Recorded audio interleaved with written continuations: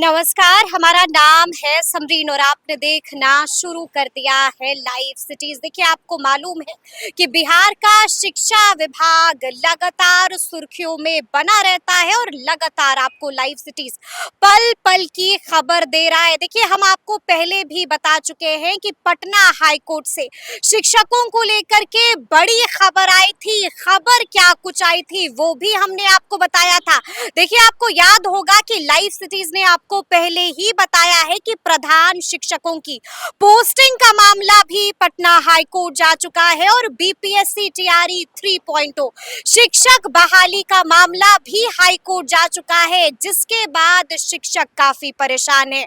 शिक्षक काफी डरे हुए हैं और जानना चाह रहे हैं कि आखिर आगे आगे क्या कुछ होगा। तो देखिए, इसको लेकर के अभी अभी हमने एक्सक्लूसिव बातचीत की है शिक्षक नेता दीपांकर गौरव से और जानने की कोशिश की है कि अब आगे क्या कुछ होने जा रहा है और पूरी खबर पूरा माजरा क्या है, क्या कुछ बता रहे हैं इसको लेकर के शिक्षक नेता दीपांकर गौरव। सबसे पहले आप उनको सुनिए। नमस्कार दीपांकर, समरीन बात कर रहे हैं लाइव सिटी से। जी नमस्कार, और लाइव सिटीज के सारे दर्शकों को मेरा नमस्कार। जी, सबसे पहले तो हम आपसे जानना चाहेंगे कि अब जो शिक्षकों की पोस्टिंग का मामला है वो पटना हाई कोर्ट चला गया है। दीपांकर, पूरा माजरा क्या है? देखिए, ये जो मैटर है जो हाई कोर्ट में गया है वो शिक्षकों का नहीं, प्रधान शिक्षकों का है। ये इस बात को एकदम क्लियरली ये करें कि प्रधान शिक्षकों का मैटर था, जिसमें वरीयता के अनुसार ना हो करके लोगों को उसकी चॉइस पोस्टिंग के अनुसार ना हो करके मेरिट के अनुसार ना हो करके बल्कि उसको ऐच्छिक ट्रांसफर का लाभ दिया गया। इसी से प्रभावित कुछ लोग हाई कोर्ट में चले गए कि नियमावली में ऐसा कुछ प्रावधान नहीं था, मेरिट के बेसिस पर डिस्ट्रिक्ट एलोकेशन का मामला था। लेकिन बावजूद जो है सरकार सहूलियत के दृष्टिकोण से कि मैक्सिमम हेड टीचर्स को सहूलियत हो जाए, उसके चॉइस डिस्ट्रिक्ट के जगह पर, उनके चॉइस जगह पर उनको भेजने की योजना थी। लेकिन एक कुछ वर्ग जो है इससे हताहत होकर करके पटना हाईकोर्ट चले गए और अब हाईकोर्ट ने ये निर्णय दिया है कि इस मैटर को अभी एज इट इज रखा जाए, मतलब स्टे इस पर रखा गया है कि स्टे प्रधान लगा शिक्षक दिया का। गया है, ये बड़ी बात है जी दीपांकर जी। जी, बहुत बहुत बहुत बड़ी बात है कि पटना हाई कोर्ट ने इस मैटर को, प्रधान शिक्षकों की पोस्टिंग को स्टे किया है और एक सप्ताह के अंदर में शिक्षा विभाग को जवाबी हलफनामा दायर करने का समय दिया है। मतलब उसकी अगली जो तिथि है सुनवाई की वो 30 तारीख मुकर्रर की गई है। जी 30 तारीख मुकर्रर की गई है। देखिए, लेकिन शिक्षक काफी परेशान है। अब उनको डर सता रहा है कि कहीं उनकी ट्रांसफर पोस्टिंग जो है वो रुक ना जाए। क्या उस पर भी खतरे की तलवार लटक रही है? क्या वाकई में शिक्षक डर चुके हैं? जी भी निश्चित तौर पर जब कोई मामला हाई कोर्ट में जाता है या न्यायालय में जाता है तो उससे प्रक्रिया प्रभावित होता है। तो जैसे ही मामला एक एक तो ऑलरेडी प्रधान शिक्षक की जो पोस्टिंग है वो काफी लेट हो रही है, दूसरी तरफ पूरे बिहार के 1,90,000 शिक्षकों का ऐच्छिक ट्रांसफर होना है, उसमें भी इस रोक की वजह से डिले होना संभव है।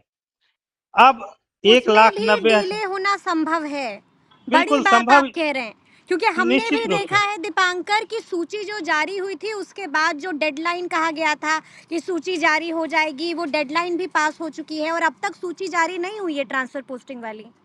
निश्चित तौर पर जो ये जो 20,000 करीब शिक्षकों का जो ट्रांसफर हुआ है उसका विद्यालय अलॉटमेंट होना था, लेकिन कहीं ना कहीं इन्हीं कानूनन अड़चन की वजह से अभी तक शिक्षा विभाग ने विद्यालय आवंटन को रोक के रखा है, उनको विद्यालय में नहीं भेजा गया है। जबकि डेडलाइन 20 अप्रैल ही था।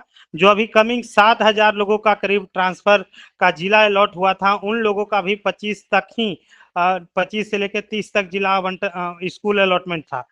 तो हाई कोर्ट में हेड टीचर्स का मामला पेंडेंसी की वजह से ही इस पर भी जो है वो विराम लग रहा है। इस पर भी शिक्षा विभाग जो है वो थोड़ा वेट एंड वॉच की स्थिति में है कि उस मैटर में क्या होता है, उसके अनुसार ही शिक्षकों की ट्रांसफर पोस्टिंग पर आगे बढ़ा जाएगा। तो दीपांकर, आपको क्या लगता है फिर से एक बार ट्रांसफर पोस्टिंग कहीं टल ना जाए?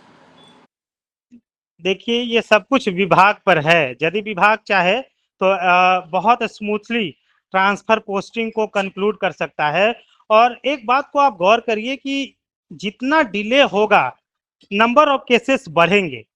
तो सरकार को चाहिए कि अविलंब, जैसा आप एसीएस महोदय ने पहले ही कहा था कि हम लोग मार्च के महीने में इस पूरी प्रक्रिया को खत्म कर देंगे।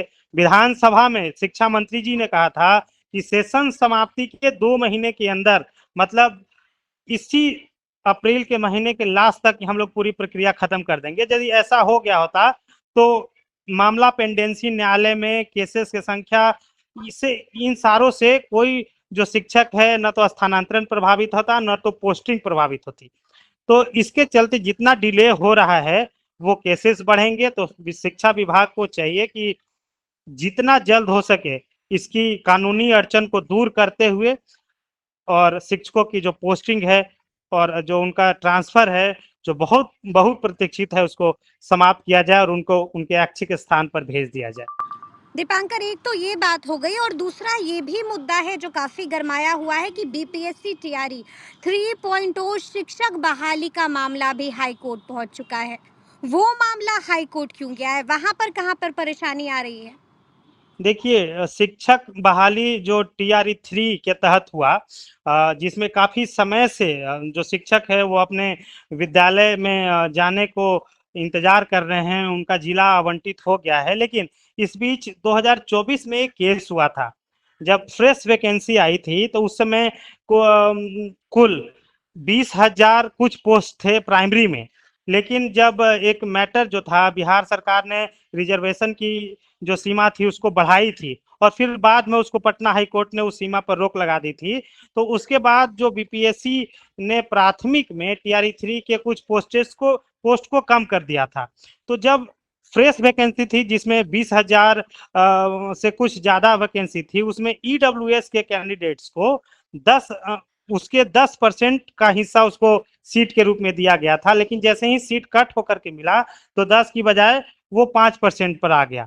मतलब पहले जहां 2000 वैकेंसी ईडब्ल्यूएस के कैंडिडेट्स के लिए थी, जब सीटों की संख्या कुल टोटल 21,000 कुछ थी तो वो 2000 था। और जैसे ही कुछ सीटें कम हुई, मतलब 19,000 के आसपास हुई, तो ईडब्ल्यूएस के कैंडिडेट्स को कुल 915 सीटें ही आवंटित की गई। इसी मैटर को लेकर के कुछ जो एप्लीकेंट थे, जो अभ्यर्थी थे, वो हाई कोर्ट में रिट याचिका में गए और 2 दिन 3 दिन पहले ही हाई कोर्ट का निर्णय आया है कि ये कैसे हो सकता है कि जब ईडब्ल्यूएस की 10% की रिजर्वेशन सीमा है और पहली बार आपने उसको 10% दिया था और अगली बार जब रिवाइज आपने जब निकाला वैकेंसी तो उसमें कट कर दिया। तो कौन सही है कौन गलत है, पहली वाली सही थी या दूसरी वाला गलत है, इसको लेकर करके कोर्ट ने कहा है कि आप स्टैंड अपना क्लियर करें कि आपने किस आधार पर रिजर्वेशन दिया है।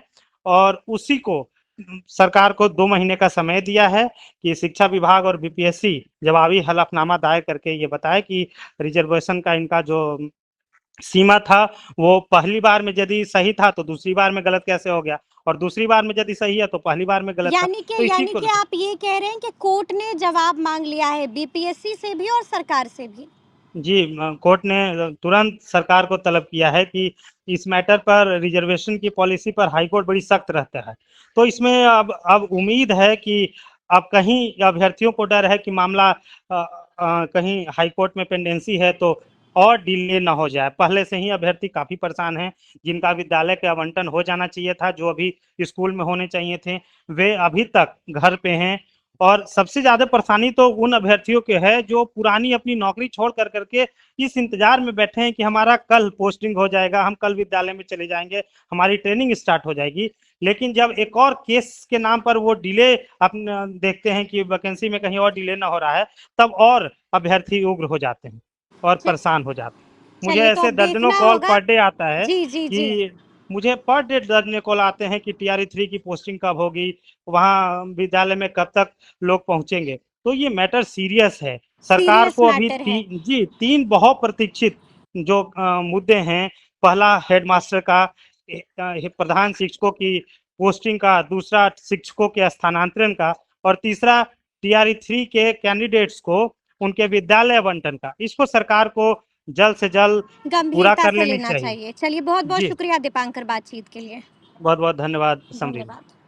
तो सुना आपने कि शिक्षक नेता दीपांकर गौरव ने क्या कुछ बताया है। देखिए साफ साफ बता दिया है कि लाजिम है कि शिक्षक तो डरेंगे ही डरेंगे। कई तरह की परेशानियां हैं जो शिक्षकों को काफी परेशान कर रही हैं, काफी सता रही हैं। तो अब देखना होगा कि आगे आगे पटना हाई कोर्ट का क्या कुछ आदेश आता है, वो भी खबर आपको सबसे पहले लाइव सिटीज ही बताएगा। तो फिर ये पूरी बातचीत, पूरी खबर आपको कैसी लगी है, कमेंट करके हमें जरूर बताइएगा। तो ऐसे तमाम अपडेट्स के लिए बिल्कुल ऐसे ही हमारे साथ बने रहिएगा और देखते रहिएगा लाइव सिटीज। बहुत शुक्रिया।